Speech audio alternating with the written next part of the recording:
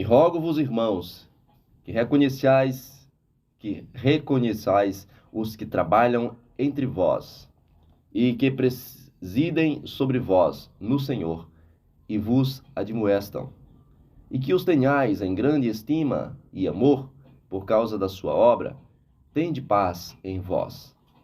Rogamos-vos também, irmãos, que admoesteis os desordeiros, consoleis os de pouco ânimo, sustenteis os fracos e sejais paciente para com todos.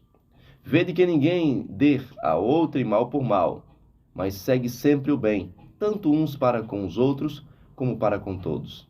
Regozijai-vos sempre, orai sem cessar.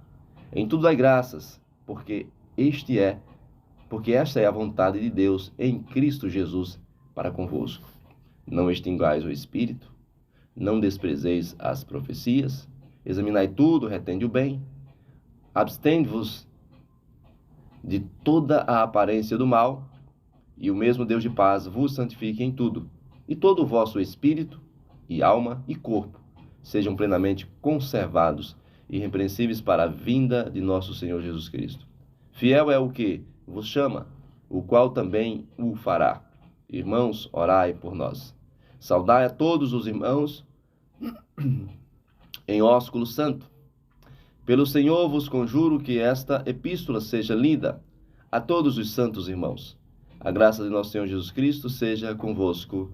Amém. Aqui está uma carta, né, com muitos ensinamentos, recheado. Isso aqui é maravilhoso. Maravilhoso. Essa carta, Paulo escreve à igreja de Tessalônica. Quando chega nesse capítulo 5, ele faz questão de dar uma aula tremenda para a igreja, mostrando princípios fundamentais da fé cristã. E aqui está uma receita para você que quer ser um verdadeiro adorador. Para você que quer ser um verdadeiro cristão, aqui está a receita.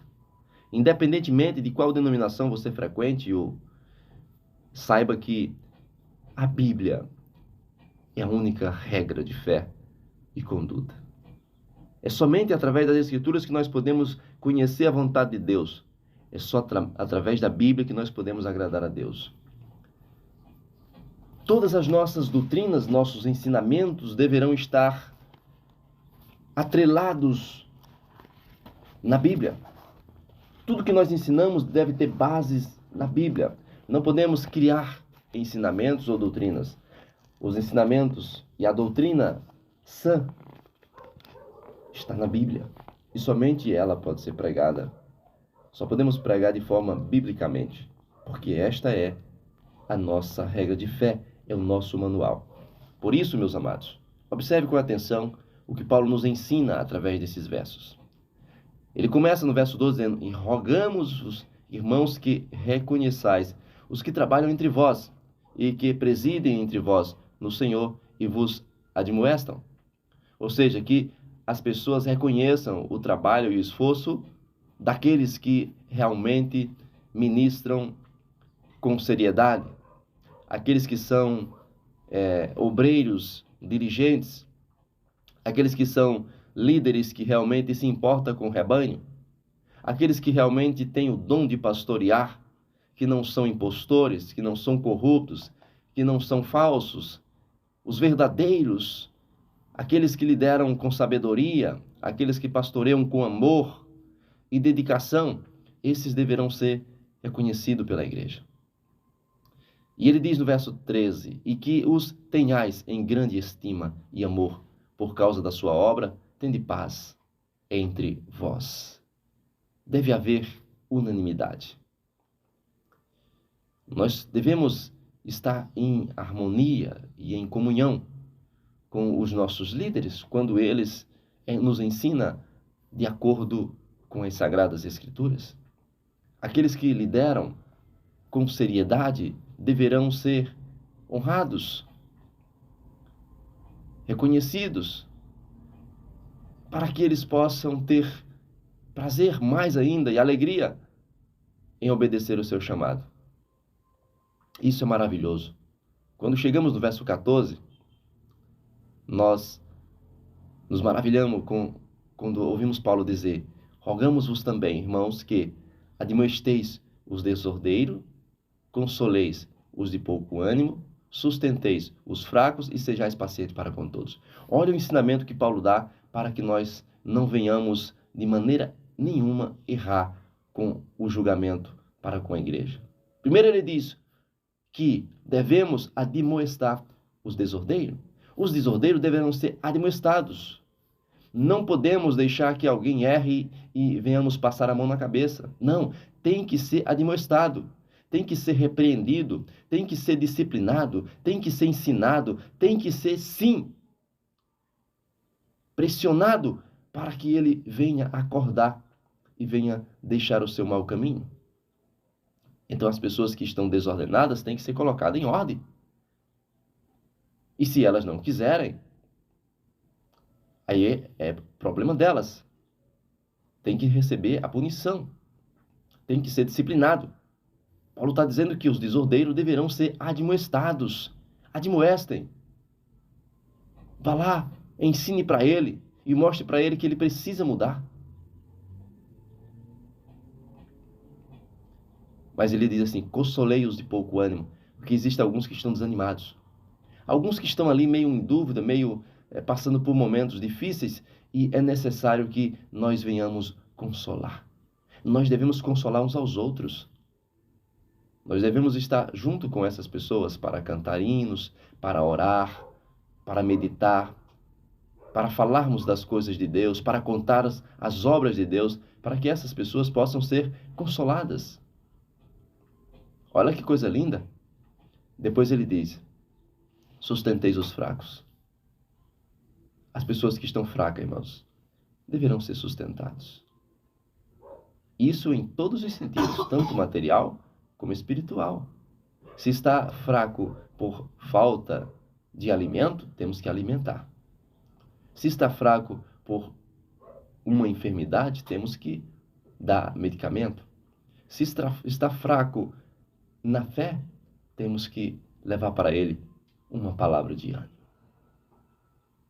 Nós precisamos estar sempre em comunhão uns com os outros, em harmonia, para que possamos ajudar uns aos outros, levar o fardo uns dos outros, para que nós possamos ajudar cada um a carregar a sua cruz. Isso é maravilhoso, que nós venhamos andar em caridade, em harmonia, em unanimidade. É isso. Aqui está a receita para um verdadeiro adorador. Se você não se importa com o seu próximo, você não é um cristão genuíno.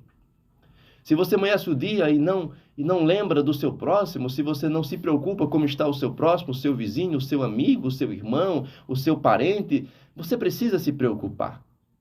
Você precisa, quando necessário, visitar. Tem que estar atento para quem tem necessidade, para que possa ser ajudado. Precisamos melhorar a cada dia. Precisamos buscar a caridade a cada dia. E depois ele diz: sejais pacientes para com todos. Sejais longânimo. Não faça julgamento precoce. Não faça. Não coloque a mão sobre alguém precipitadamente. Paulo ensinou isso. Não se precipite em julgar uma causa. Analise, busque, ore. Tenha paciência, suporte. Em alguns momentos, precisamos suportar. Em alguns momentos, nós temos que ser tolerantes. Não vamos tolerar tudo, mas temos que tolerar o tolerável. Temos que ser longânimos. Temos que fazer esforço para suportar uns aos outros. Em alguns momentos, se colocar no lugar do outro, analisar a situação do outro. Por que aconteceu aquilo? Por que está acontecendo? Estudar o caso. Não podemos fazer nada precipitado. Temos que ser pacientes para com as circunstâncias, paciente um para com os outros. Temos que ser longânimos.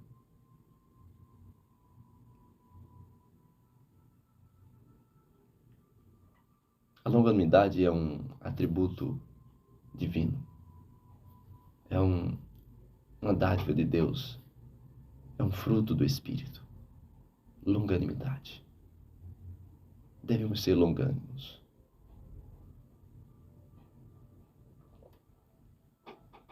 Vede, verso 15, que ninguém dê a outro mal por mal. Olha que coisa linda. Não podemos ser vingativos. Não podemos. Temos que pagar o mal com o bem. A ninguém pague mal por mal. Devemos pagar o mal com o bem. Isso está lá em Romanos também. Isso é maravilhoso.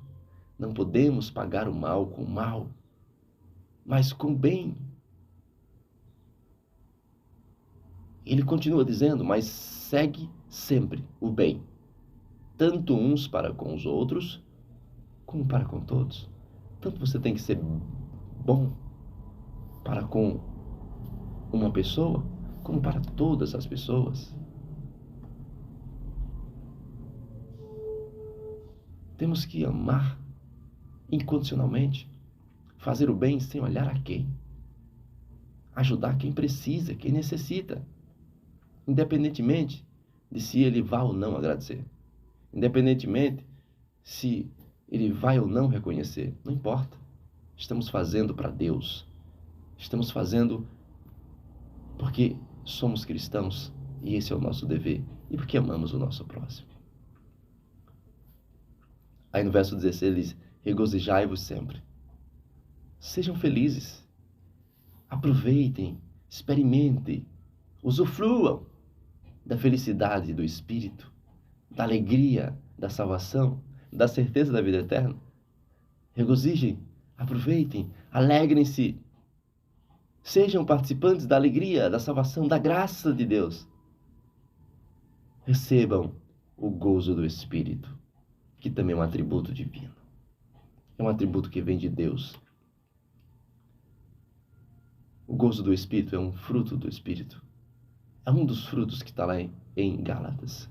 É uma fatia do fruto do Espírito. O gozo, a alegria de ser salvo, a alegria de ser liberto, a alegria de ter sido resgatado, a alegria de ter sido regenerado, redimido, a alegria de ter sido socorrido, de ter sido tirado do charco de lodo, do lamaçal, do mundo do engano, de ter sido alcançado e aceito por Jesus. E depois ele diz no verso 17, orai sem cessar. Queridos, nós devemos orar todo momento. Claro que devemos ter as nossas orações específicas, pela manhã, quando acordamos, pela noite, quando vamos dormir, pelas madrugadas, quando acordamos. Devemos orar pelo alimento, mas devemos também orar em espírito, todos os momentos. Existem aquelas orações que nós fazemos especificamente, que nos ajoelhamos, que nos prostramos e buscamos a Deus. Mas se nós estamos no trânsito, devemos estar clamando a misericórdia de Deus. Se nós estamos no trabalho, devemos estar clamando a misericórdia de Deus. Enfim, devemos estar em comunhão com Deus e orando sem cessar, em todos os lugares. No verso 18 ele diz, em tudo dai graças, porque esta é a vontade de Deus em Cristo Jesus para convosco. Você já amanheceu o dia hoje agradecendo a Deus pela vida, pelo ar que respira? Por ter levantado e estar perfeitamente, ter se levantado, ter caminhado, a voz saiu, os olhos abriram, você já agradeceu a Deus por isso? Ou você já amanheceu o dia reclamando pelo café, pelo tipo de refeição, ou pela alguma coisa que aconteceu? Seu ingrato, Se você está vivo, se você respira, agradece a Deus por isso. Eu estou muito feliz, maravilhado, porque encontrei uma amiga que estava enferma e disse que está liberta. Eu fiquei maravilhado com isso. Graças a Deus por isso. Queridos, nós temos motivos de sobra para agradecer a Deus, mas não temos nenhum motivo para nos reclamarmos. Deus é maravilhoso. E até nas coisas difíceis da vida, nós temos que dar graças. Dar graça por isso, sim. Dai graça em tudo. Porque todas as coisas juntamente cooperam para o bem dos que amam a Deus. Se você ama a Deus, até o sofrimento, a dificuldade, a enfermidade, a prova, a perseguição, a angústia, até isso cooperará, contribuirá com o bem final para você. Tudo serve de experiência, de amadurecimento. É isso.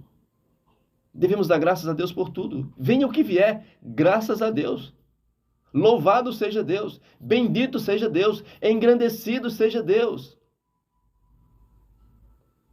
Porque esta é a vontade de Deus em Cristo Jesus para convosco. A vontade de Deus para nós, em Cristo Jesus, é que nós sejamos gratos. Porque Deus amou o mundo de tal maneira que deu seu Filho unigênito, para que todo aquele que nele crê não pereça, mas tenha a vida eterna. Deus amou o mundo de tal maneira que deu o seu único Filho, e por esse motivo nós devemos dar graças, porque já recebemos tudo o que nós necessitávamos. A maior riqueza o Senhor já nos concedeu, a riqueza da sua graça, o direito da vida eterna, o privilégio de sermos chamados seus filhos. Oh, glória! Glória a Deus por isso. Em tudo dá graças, queridos. Aprenda a agradecer. Não se reclama da tua vida. Não reclama do esposo, porque depois você pode perder o esposo. Não reclama da esposa, porque depois você pode perder a esposa. Não reclama do emprego, porque depois você pode ficar desempregado. Não reclama da comida, porque depois você pode ficar sem comida. Não reclama da veste, porque depois você pode ficar sem veste. Dai graças em tudo. Porque essa é a vontade de Deus para convosco. É a vontade de Deus em Cristo Jesus para convosco. E depois ele diz no verso 19, não extingais o Espírito. Querido, não entristeças o Espírito de Deus. O Espírito de Deus fica triste quando vê você xingando, quando vê você se reclamando, quando vê você se lamentando, quando vê você churumingando, quando vê você estressado, falando besteira. Ele fica triste, mas ele fica feliz, alegre quando vê você glorificando, engrandecendo a Deus, agradecendo a Deus por tudo. E nas dificuldades, mesmo gemendo, chorando, você engrandecendo o nome de Deus e clamando a sua misericórdia e confiando nele. Não extingais o Espírito. No verso 20 ele diz, não desprezeis as profecias. Examinai tudo e retende o bem. Está vendo? Nós não podemos desprezar as profecias. Deus pode usar alguém para nos advertir, para falar conosco, para nos trazer uma boa nova, para dizer algo para nós que nós precisávamos ouvir? Sim, Deus pode usar sim. Mas existem muitas coisas contrárias, muitos charlatões, muitos falsos profetas. Então, por esse motivo, nós temos que examinar, fazer um exame e reter somente o que é bom. Podemos examinar tudo, ler qualquer livro, mas temos que analisar. O que é bom, nós absorvemos. O que é ruim, nós deixa passar. E com relação às profecias, a profecia não é muito como muitos pensam. Precisa ser alguém adivinhando, falando algo que está acontecendo na tua vida em oculto. Nem sempre é profecia isso. Profeta é mensageiro de Deus. Se alguém traz para você uma palavra bíblica, ou até mesmo um conselho, uma advertência, Quando você menos espera, alguém chega para você e traz uma mensagem dessa, você deve receber como uma profecia. Se alguém fala da volta de Jesus para você, é uma profecia. Receba. Jesus realmente está voltando. Não vai demorar. Tudo está se cumprindo de uma forma muito clara. Se alguém fala para você que você indo em caminhos tortos, o final é ruína, é uma profecia. Ouça esse conselho. Se alguém fala para você que se você fizer a vontade de Deus, você será recompensado, é uma profecia. Obedeça. Não desprezeis as profecias. Examinai tudo. Retende o bem. Não é que você vai estar ouvindo e dando crédito a todo tipo de profeta. Profetas de vaidade, que só fala de coisas materiais. Que tenta acertar as coisas da tua vida para ser honrado. Não. Tem cuidado. Tem cuidado nesses falaciosos, nessas profetadas aí. A verdadeira profecia é aquela que tem base nas Sagradas Escrituras.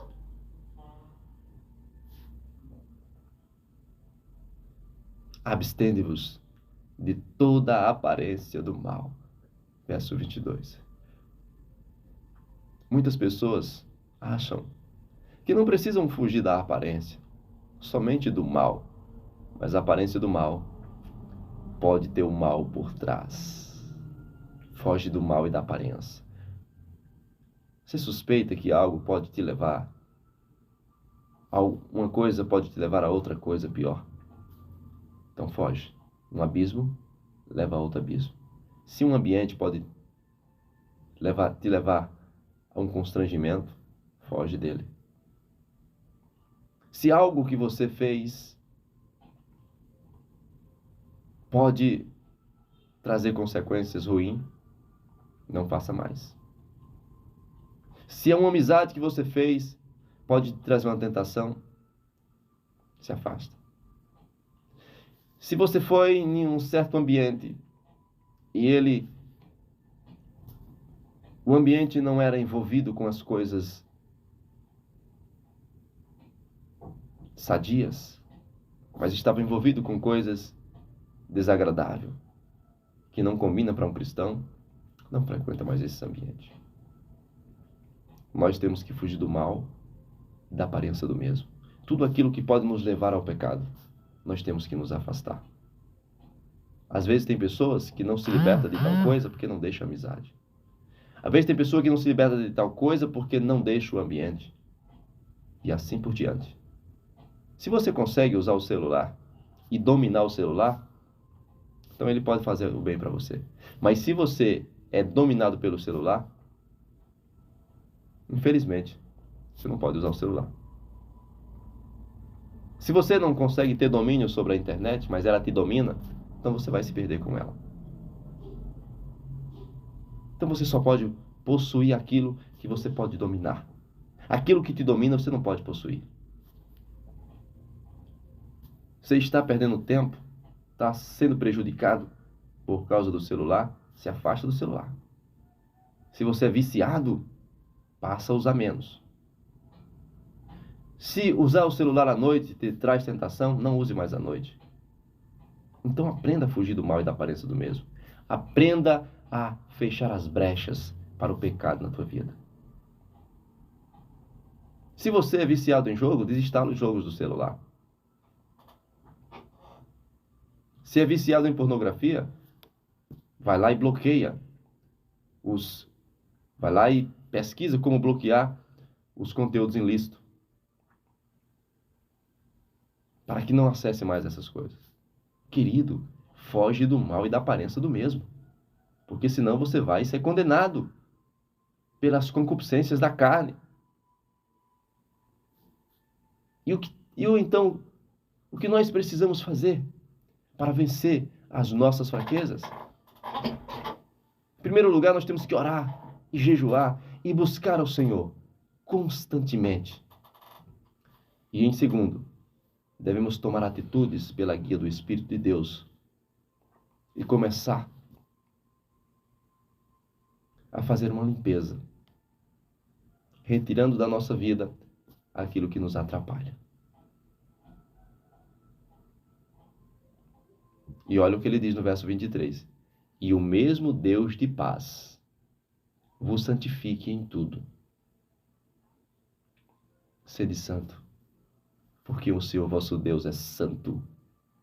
Que o Deus de paz vos santifique em tudo. Sede santo em toda maneira de viver. Disse Pedro, em toda maneira de viver. Não existe essa coisa, mas Deus só quer o coração. Eu só preciso amar, eu só preciso... Não me importa como eu me visto, com quem eu ando, como eu me relaciono. Não importa a minha sexualidade. Que é isso? Calma. Observa o que o texto vai dizer. Olha só. Olha só. Vos santifique em tudo. Aí ele diz assim, e todo o vosso espírito, o espírito tem que ser santo. E a alma tem que ser santa. A sua conduta tem que ser santa. A sua mente tem que ser santa. Sejam plenamente conservados. Olha só, verso 23. O mesmo Deus e Pai o santifica em tudo. E todo o vosso espírito, o espírito tem que ser santo. Concorda? Concordo. E a alma tem que ser santa? Concordo. Agora veja o terceiro. E corpo. Ei, meu amigo. O corpo tem que ser santo também. Você tem que ser santo interiormente. E se é santo interiormente, isso vai refletir exteriormente. Quando Deus fez o santuário, Ele mostrou, ensinou e ordenou todos os detalhes e utensílios do santuário, com detalhe e precisão, tanto para a parte interna, para o coração do santuário, para o Santo dos Santos, como para o lugar santo, como para o exterior, como para o pátio. E ele diz que nós somos santuário de Deus. Nós somos templos e morada do Espírito Santo de Deus.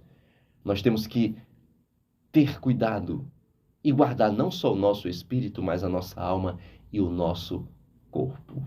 3 em 1. Corpo, alma e espírito. Querido, se você não tem cuidado com as suas vestes, se você não tem cuidado como você se relaciona, se você não se preocupa se a sua maneira de praticar as coisas que praticam estão de acordo ou não com a vontade de Deus, se você não se preocupa com a sua sexualidade, se é lícito ou ilícito, pode ter certeza, você ainda não é um verdadeiro adorador. Você precisa entender que o verdadeiro cristão, ele é cristão no interior e no exterior.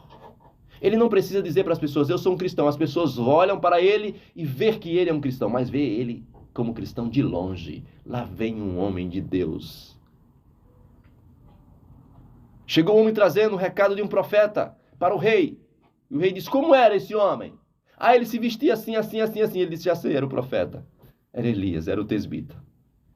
O cristão é conhecido também pelas vestes. Mas as vestes não definem um cristão. Às vezes define. Não podemos generalizar, porque em toda regra há exceção. Há muitos homens se vestindo bem sem ser cristão, porque o diabo se transforma em anjo de luz, os falsos também se transformam em verdadeiro, se disfarçam. Você pode ver uma mulher com uma roupa longa e não ser uma cristã. Pode ser até uma macumbeira. Mas uma coisa eu te digo, tu nunca vai ver uma santa de minissaia. Isso é impossível. Você pode ver um anjo disfarçado de... Você pode ver um demônio disfarçado de anjo, mas você nunca vai ver um anjo disfarçado de demônio. Você pode ver um ímpio disfarçado de crente, mas você nunca vai ver um crente disfarçado de ímpio. Pode haver pessoas bem vestidas, com o coração mau. Mas o que nós nunca vamos ver é uma pessoa boa, mal vestida. Tem que ter ética, moral, decência. Tem que ter modéstia e pudor. Mas não só isso. Nas atitudes. Se é grosseiro, se é manso. Se é nervoso, estressado, se é calmo. Nos negócios, é caloteiro? Gosta de trapacear? Não. O homem de Deus faz tudo com decência e respeito. Ele se importa com o que é do outro também. É ambicioso? Avarento? Não. O homem de Deus é isento de vanglória e de avareza. É pobre de espírito. É humilde de coração. E depois ele diz assim, olha. O corpo e alma e espírito sejam plenamente conservados. Você tem que ser um conservador. Você tem que ser conservador.